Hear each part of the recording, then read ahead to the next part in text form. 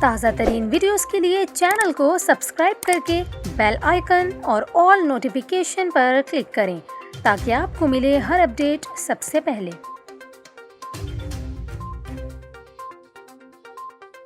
اور یہاں پر آپ کو خبر دیں، پیٹرولیم مصنوعات کی قیمتوں میں اضافے کے بعد کئی شہروں میں ٹرانسپورٹرز نے بھی کرایوں میں منمانا اضافہ کر دیا۔ ملک کے مختلف شہروں میں پبلک اور گوڈز ٹرانسپورٹ کے کرایوں میں اضافے نے لوگوں کی مشکلات مزید بڑھا دی ہیں۔ دوسری جانب کوئٹہ میں پاکستانی پیٹرول کی قیمتوں میں اضافے کے بعد اسمگل شدہ ایرانی پیٹرول کی قیمت میں بھی اضافہ ہو گیا ہے۔ کوئٹہ شہر میں دستیاب 120 روپے فی لیٹر کا ایرانی پیٹرول اب 140 روپے فی لیٹر تک پہنچ گیا ہے، لیکن غیر قانونی پیٹرول کے خلاف انتظامیہ کوئی کارروائی کرنے کو تیار نہیں۔ آپ کو بتائیں، ملک میں پیٹرول کی فی لیٹر قیمت 145 روپے سے تجاوز کر گئی ہے، جبکہ مشیر خزانہ شوکت ترین نے پیٹرولیم مصنوعات کی قیمتوں میں مزید اضافے کا اشارہ بھی دے دیا ہے۔ واضح رہے کہ 6 نومبر کو لاہور ہائی کورٹ میں پیٹرولیم مصنوعات کی قیمتوں میں اضافے کے خلاف درخواست دائر کی گئی۔ درخواست گزار نے موقف اپنایا کہ پیٹرولیم مصنوعات کی قیمتوں میں اضافہ غیر قانونی ہے۔